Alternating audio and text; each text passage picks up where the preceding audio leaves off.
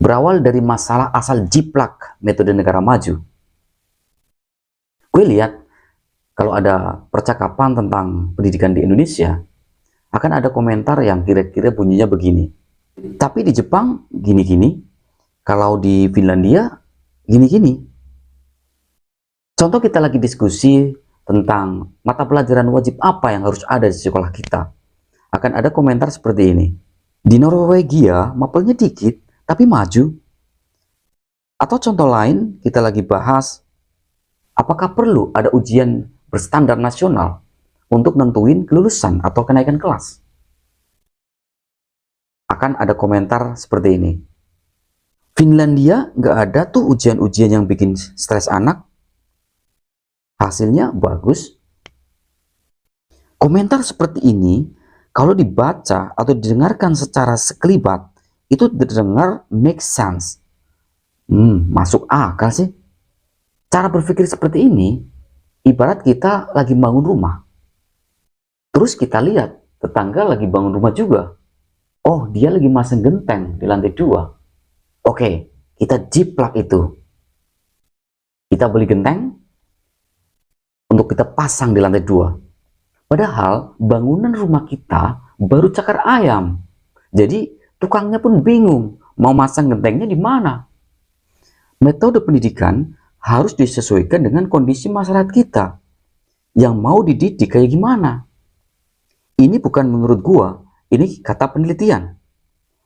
McKinsey membuat penelitian menggunakan data dari 20 negara yang pendidikannya mengalami peningkatan luar biasa dalam waktu yang relatif singkat, kayak Singapura dan Korea Selatan. Di penelitian itu ditemukan ada pola di mana negara yang berhasil itu menyusun metode pendidikan mereka sesuai dengan kondisi pendidikannya. Ada di posisi mana? Kondisi pendidikan itu bisa dibagi posisinya menjadi 5 level. Poor, fair, good, great, dan excellent. Kita sebut saja level-level ini dengan angka. Angka 1 poor, angka 2 fair, angka 3 good, angka 4 great, dan angka 5 excellent. Level ini dinilai bukan dari adanya segelintir anak jenius atau menang medali emas di Olimpiade Sains atau matematik tingkat internasional setiap tahunnya. Enggak itu ya, bukan itu. Penilaiannya emang bukan dari situ. Level ini dinilai dari kondisi secara umum.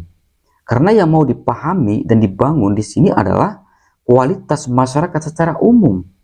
Kualitas sumber daya masyarakat secara umum. Jadi analisisnya juga berdasarkan itu.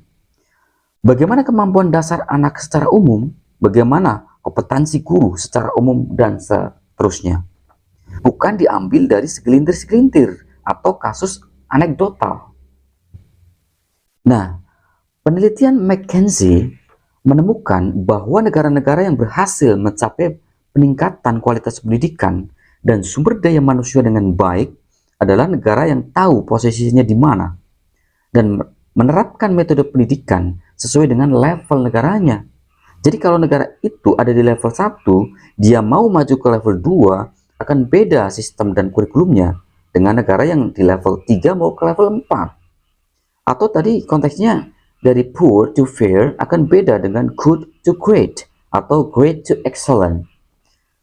Bagaimana dengan Indonesia? Berkaca dari data literasi dasar yang tersedia, kita bisa simpulkan pendidikan kita ada di level 1.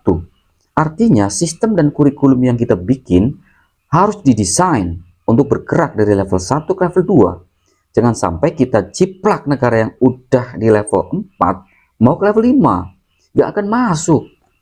Proses perkembangan dari level 1 ke level 2 itu artinya sistem harus sangat serius membangun kemampuan dasar seperti membaca, menulis, berhitung, atau literasi dan numerasi. Untuk bisa melakukan ini dengan baik akan ada 2 titik tumpu. 1. Pengajar dan gurunya. Betul, isu kesejahteraan itu penting, tapi yang gak kalah pentingnya juga isu kompetensi. Kita harus pastiin guru-gurunya punya kemampuan yang baik dan punya kemampuan itu untuk mengajarkan ke orang lain. Di bagian ini kita akan sangat terbantu melihat sumber daya online learning juga.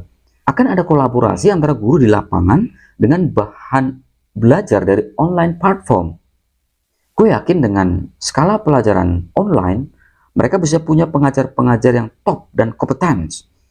Dengan memanfaatkan online learning, kita juga bisa pakai teknologi atau fitur yang helpful buat proses belajar jadi jauh lebih efektif. Apalagi sekarang dengan adanya AI, of course. Di sini negara tinggal kerja, membangun jembatan yang sebenarnya yaitu internet dan perangkat digitalnya. Tapi dengan BUMN sebesar dan sepengalaman Telkom, harusnya sih kita bisa melakukan ini. Kita bisa melakukan transformasi dan integrasi besar-besaran untuk pendidikan di lapangan. Bisa tersupport oleh sumber daya pendidikan online. Dengan begitu pendidikan kita bisa fokus mengantarkan pendidikan Indonesia bergerak dari level 1 ke level 2, yang memastikan secara umum anak-anak punya literasi dan kemampuan dasar yang baik. Ini yang menjadi fondasi pendidikan Indonesia untuk bisa bergerak ke level selanjutnya. Titik tumbuh yang kedua adalah enforcement. Kita perlu punya sistem yang mastiin kompetensi itu dicapai oleh peserta didik. Salah satunya adalah dengan asesmen berstandar nasional yang menjadi alat ukur orang masuk ke jenjang berikutnya. Kita nggak bisa lagi nih terus ngebiarin orang naik kelas, terus lulus, basa-basi lah. Masalah di tingkat SMA itu akumulasi dari tingkat SD. Jadi harus ada sistem yang mastiin anak itu dari sejak naik kelas 1 ke kelas 2 udah ada ukuran perkembangan minimal yang dicapai. Jangan sampai terakumulasi tahu-tahu suruh bikin makalah, padahal struktur kalimat saja belum menguasai. Terakhir, kita bikin transparansi data. Data untuk semua proses ini harus bisa diakses publik dengan baik. Dengan begitu, pertanggungjawaban atas APBN 20% pendidikan itu jadi lebih jelas. Bukan sekedar duitnya dipakai buat apa, bukan sekedar duitnya dipakai buat ngecat sekolah, buat beli kursi, buat beli meja, itu bukan. Tapi capaian belajarnya apa dan mastery yang terbangun apa, di level mana. Sebagai penutup, kita juga harus ingat bahwa pendidikan publik itu punya tanggung jawab umum untuk menyediakan pendidikan dasar yang bisa menghasilkan lulusan yang punya kemampuan literasi dan pendidikan dasar yang baik. Karena dari situlah semua dimulai. Kalau kemampuan dasarnya udah nggak kuat, apapun program metode belajar canggih yang dibangun di atasnya, itu sudah pasti akan runtuh. Maka itu kita harus pastikan fondasi bagus, fondasinya harus kuat.